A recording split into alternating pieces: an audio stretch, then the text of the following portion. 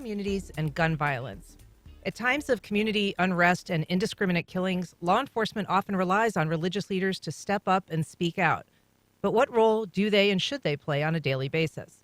In Jacksonville, a coalition of 38 congregations representing most mainstream faiths has fought for a seat at the table in law enforcement decisions year-round.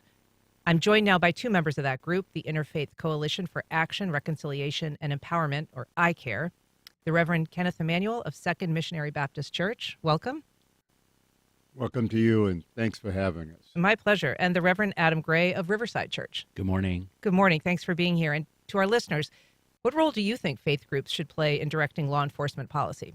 Give us a call at 549-2937. Email us at firstcoastconnect@wjct.org. You can message us on First Coast Connect Facebook or Instagram pages, or tag us on X at FCC On Air. The Reverend Emanuel, with the understanding that ICARE's mission is broader than crime and punishment, why and when did ICARE get involved with law enforcement issues? I'm not going to say, and maybe,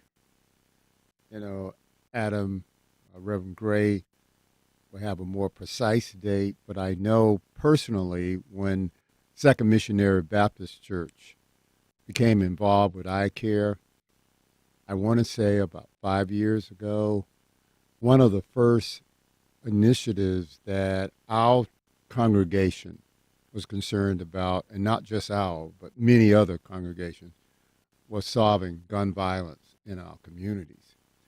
And we began to talk about that, research the issue, and not long after that, we learned of the National Network for Safe Communities. And most of us believe that, like other cities, say for instance Cincinnati and others have done, and I read extensively at that time about Oakland's efforts to turn the tide on the body count, as you said earlier, and started to talk to the sheriff department and city officials about the idea of taking a more comprehensive step to end the violence or reduce it significantly in Jacksonville, because every one life is valuable. But we were being and have been for decades the leader in Florida for violence like that, and that's a dubious distinction that none of us want to see our city. It's a great city, and anything we can do to make it better, and certainly to stop the shooting, because that shooting, for instance, in our congregation, Second Missionary Baptist Church, in one of our what we call house meetings, where we try to see what's going on in the various communities of the members of the congregation. I should never forget a mother and grandmother who lived near Myrtle Street shared with me that one Saturday morning she got up as usual, got her coffee, started sweeping off the walk in front of her house, and she looked to her left, and there was a dead body there, a young female, and it just alarmed her so much.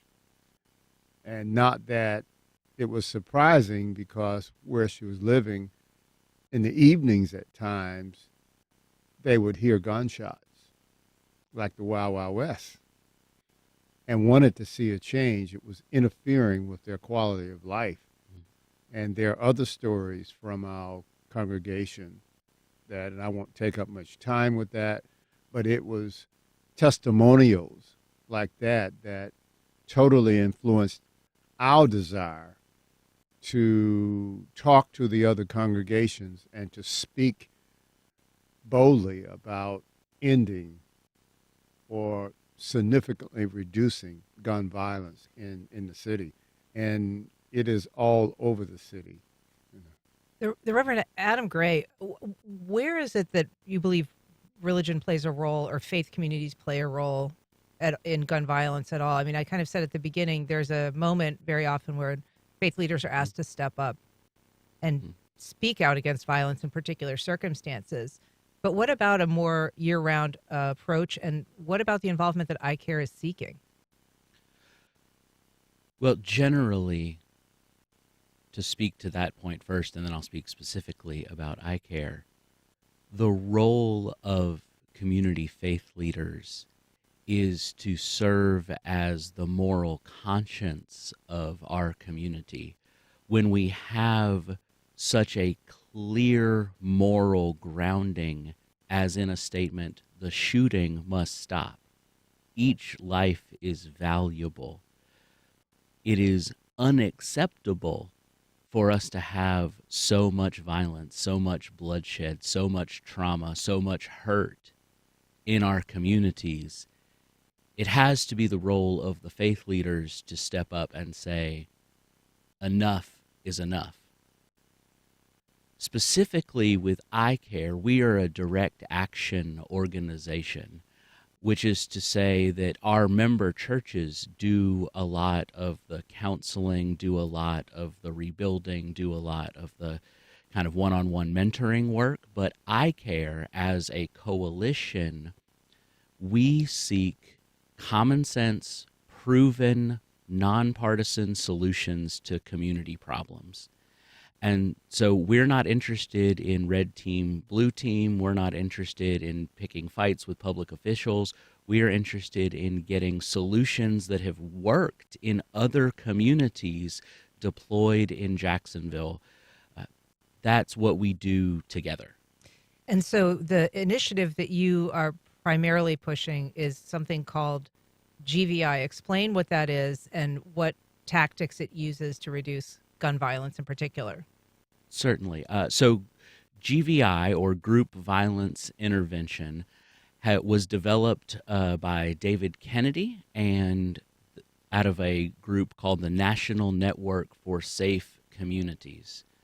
There was an initial pilot project in Boston some years ago where they tried out a bunch of different strategies, and what they found was three things together make the violence significantly reduced. In Boston, initially, they found over a 60% decrease in the homicide rate. It was really incredible. Three things together that they found worked. One was a community approach instead of a siloed approach. It's a multi-agency approach instead of kind of everyone off in their own little corners. They got the mayor's office, they got local law enforcement, they got the state and federal prosecutors, they got social service agencies, they got community moral voices like churches and pastors and people who had lost sons and fathers and brothers to gun violence. They got all of those people together in a room to work on the problem together instead of in the separate ways that people often do. That was the first thing. The second thing is they used something that they called a custom notification, but that was a targeting with a carrot and stick approach of the people most likely to pick up a gun, using intelligence from local law enforcement, shooting patterns. They found the people who were most likely to commit gun violence, and they went to them and they delivered a really simple message.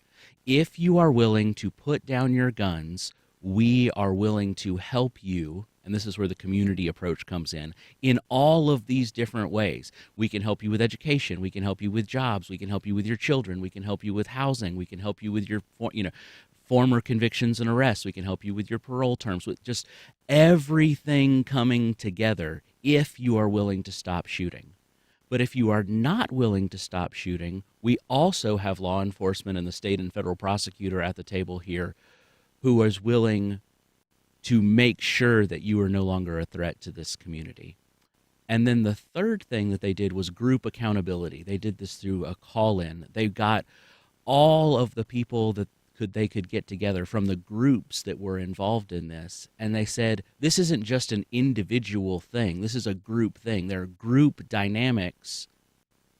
Gangs primarily. Sometimes gangs, but also groups that are more socially organized and less formally organized than gangs, which is why we call it group violence intervention instead of like gang violence intervention, because it's sometimes the groups are not that formally organized, but the groups, those social dynamics are what's driving the violence sometimes. And so you call all of those people in and you say, as a group, if you are willing to stop the shooting, we are willing to help. But if you are not willing to stop the shooting, we have law enforcement, we have the state and federal prosecutors here. We are going to bring the full force of the law down on the entire group, not just the person who's pulling the trigger.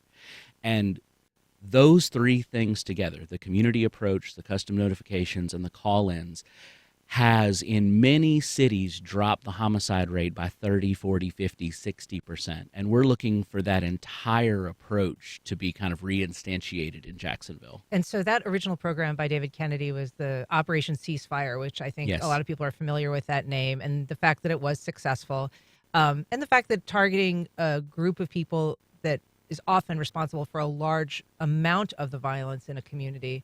I think there's some statistic that like 1% of the people in maybe this community are responsible for half of the violent crimes.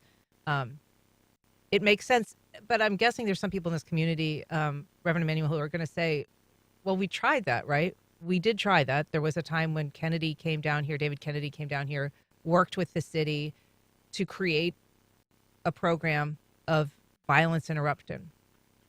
Well, I would say that, and Reverend Gray may know more precisely, but in my view, I'm not sure Jacksonville has ever embraced the National Network for Safe Communities in its comprehensive form.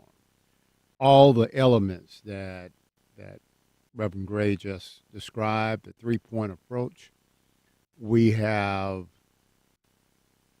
pursued maybe a small portion of that. And the success is that comprehensive process. That's why ICARE wants to not fight with the red and blue team or anybody, but pull the red, blue, and the mayor, the law enforcement, the prosecutors, and everyone. And I would add, in the community, when I first read about this, I saw that in the community, if they learned of people who did not have a title in certain communities, but had a voice in those communities, you try to find those people and put them at the table, because Uncle Joe, from my own experience growing up, was not anybody's uncle biologically, but Uncle Joe had voice.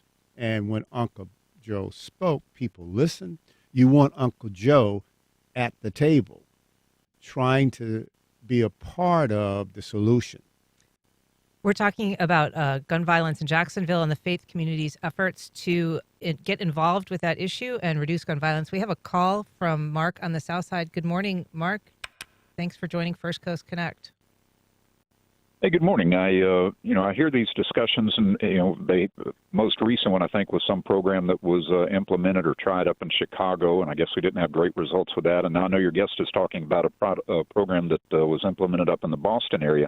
One of the things that I see that's missing in this out of those three pillars, and that is kind of a sense of community. And I guess maybe it could go back to the broken windows theory. As you drive through certain sections of town, you see items that aren't designed for the garbage people to pick up. It might be a toilet, it might be some rubber tires, it might be some construction debris or a large limb. But when those things do not get picked up, when windows get broken, when yards get overgrown or houses become abandoned and dilapidated, then it doesn't really, in my opinion, give people a great sense of community, something to be proud of in their own neighborhoods. And I don't know how, it could be worked out, with some city resources and picking up universal trash over the course of a month, or volunteers coming out to mow yards and spruce up sidewalks and things like that. But once I think people would get or could get a sense of pride in their physical community, then they may be less apt to, you know, harbor, you know, situations where crime takes place. I guess it kind of goes back to that broken windows theory of, you know, spruce up the neighborhood and you'll watch some of the crime decline. Thanks, That was Mark. my thought. Appreciate your comments. If you'd like to join the conversation, you can give us a call at 549-2937 or email us at firstcoastconnect@wjct.org. You can also message us on social media or tag us on X at FCC On Air. Reverend Gray, I think what you're talking about is a more kind of triage approach as opposed to a long-term, community solution perhaps that Mark's talking about. Yeah, absolutely. As our individual churches, we are definitely engaged in those kind of generational works of community uplift, of waking up buildings that have been abandoned, of loving children that are in broken homes, of caring about some of our social institutions that have been underfunded and falling apart. And we love that work, that generational change, that 10, 20, 30 years from now, we can have a very different conversation in Jacksonville. That's important to us. But as ICARE, what we're doing right now is we're saying there are bodies in the streets. There are shootings every single week in Jacksonville. Every time I write a white paper or talking points about this in kind of engagement, I have to change the number. Like the homicide number is always wrong every time I go back to the draft because more people have been shot since the last time I looked at it. And we need to understand that this level of violence in our community is an emergency, and we cannot rely on long-term projects of generational change to make the difference that we're looking for. We need something like a full engagement with group violence intervention that is proven to lower homicide rates, not in years and years, but in weeks and months. And so, Reverend Emanuel, what kind of response do you get from this current sheriff's administration or prior administrations when you are asking to have that GVI approach implemented and to have a seat at the table? While there may be some debate in this, I think that the sheriff's office want to see the shooting stop. Mm-hmm. I really believe that. But the methodology is where there might be significant differences. They, as Adam said earlier, the sheriff's department has part of this program designed to reduce the number of shootings. Which part specifically do they have, and what are they missing? Well, I would state it this way. Because we had the opportunity, Adam and I and others, to actually go out with them, I would like to say, and Adam can describe it as he sees it, they are trying to reduce the pipeline of individuals who may become a part of the group that's doing the shooting. And they use the statistics, the intelligence that they have, and they identify individuals who may not have been arrested for a crime, may not have been injured themselves, but they are in the circle of people that may be engaged in that kind of activity. And as Adam described earlier, they reach out and contact those people. And we had the opportunity to actually be a part of that and talk to them about, come and let us help you. And I think that's a good approach to reduce that pipeline. We have programs to help you go another way.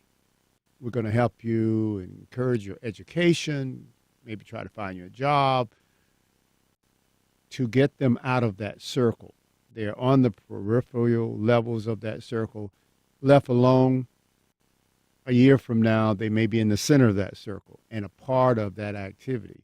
And as you take people out of that pipeline, that's a part that will reduce the number of people that are ultimately shooting. So you agree with that component, but what do you think is missing? Well, like the sheriff said the other day on TV, we are not experts in law enforcement practice. We being We, ICARE, are not experts in law enforcement practice. That's not our job. And we don't want to get too deep into the specifics of telling the sheriff how to do his job. There's only really two things that are core to us. One is the emergency level of violence in our community. The shootings have to stop. And what we're asking for, instead of getting in a tit for tat about specific policies with the sheriff, we want the sheriff to engage with the people who have a proven track record of reducing violence. We want him to go back to the National Network for Safe Communities, to get a contract with them for the evaluation of this program so that we can have the changes that we believe will lead to the results that have been seen in dozens of other communities.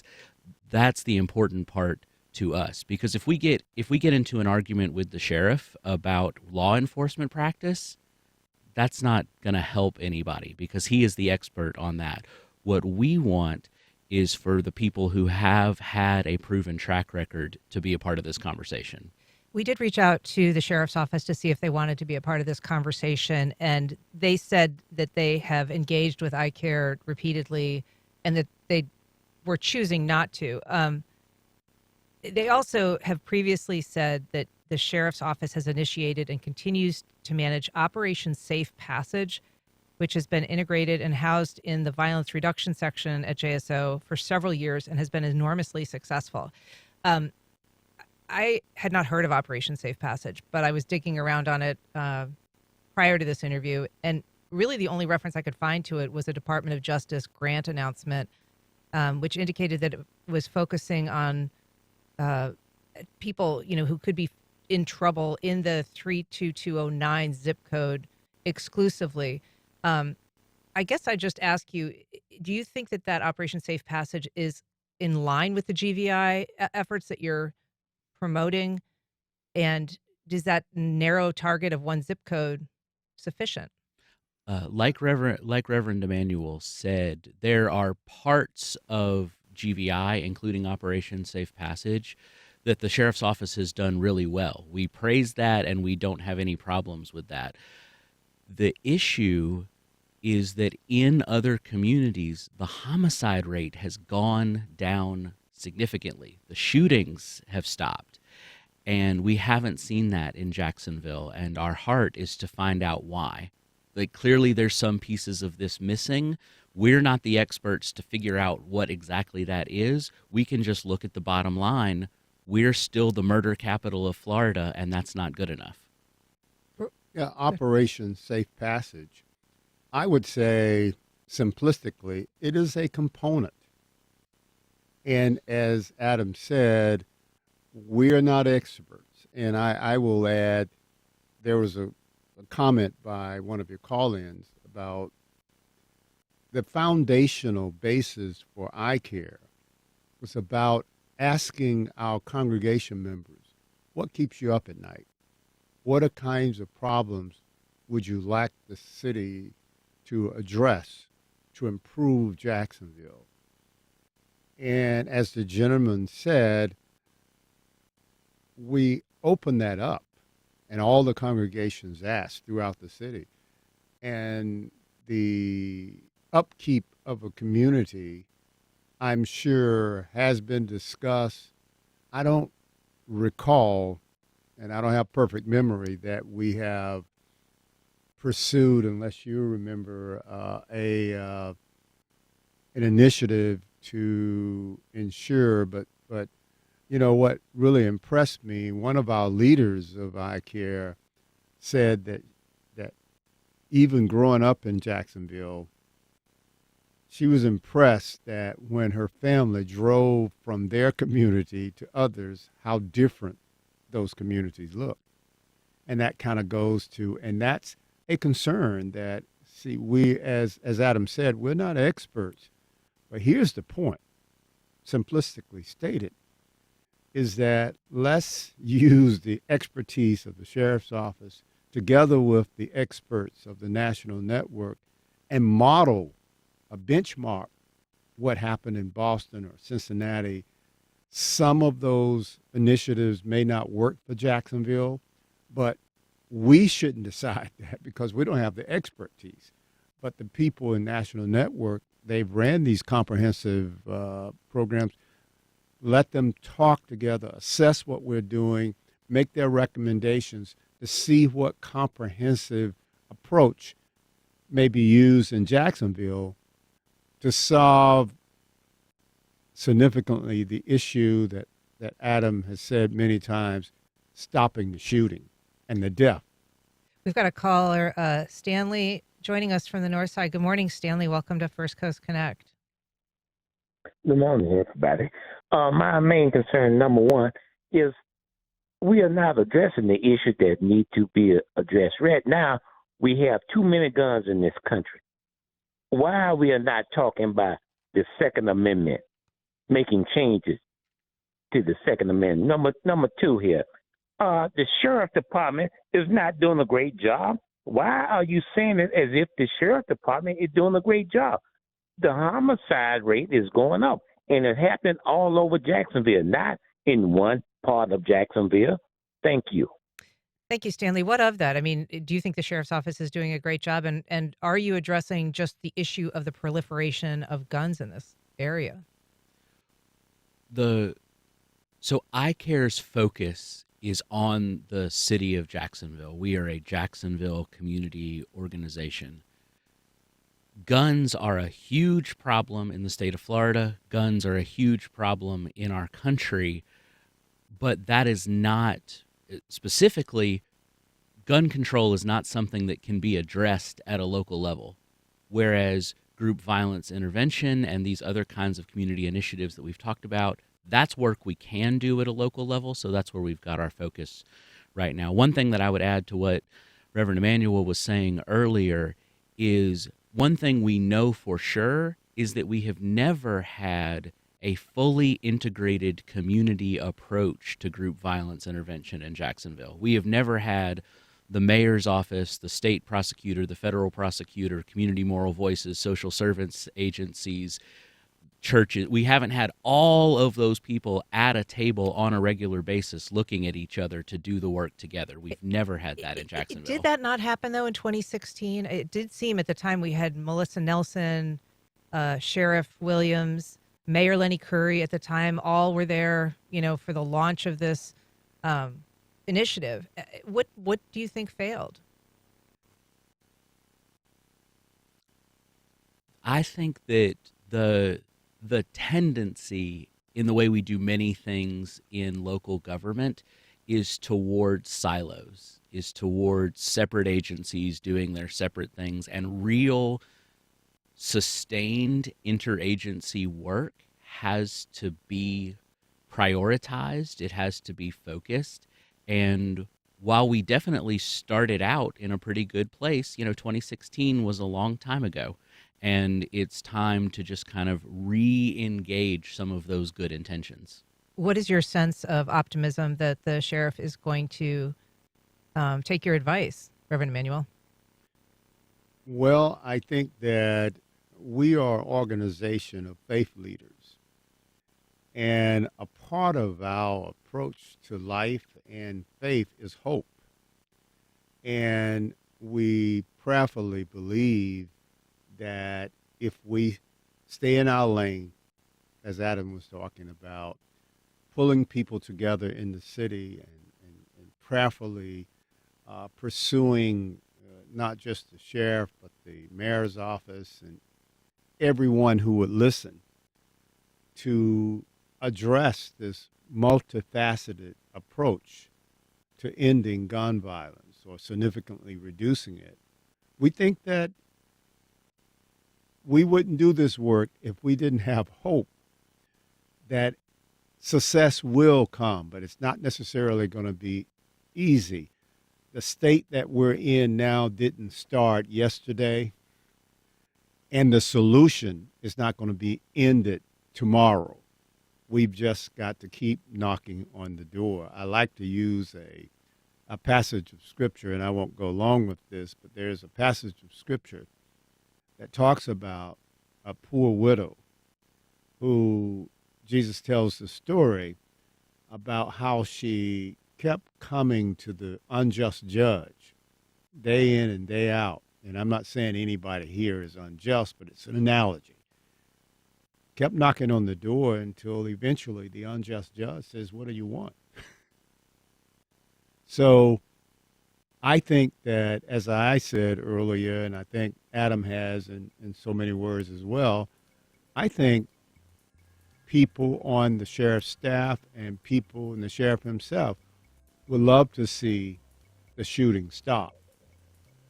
And we need, you mentioned 2016, collaboration and organized collaboration is what we need. That's been successful. I think the bodies are serious enough that we need to try it and make sure we do it. We're going to have to leave it there. The Reverend Kenneth Emanuel, the Reverend Adam Gray, thank you so much for being here today. Appreciate it.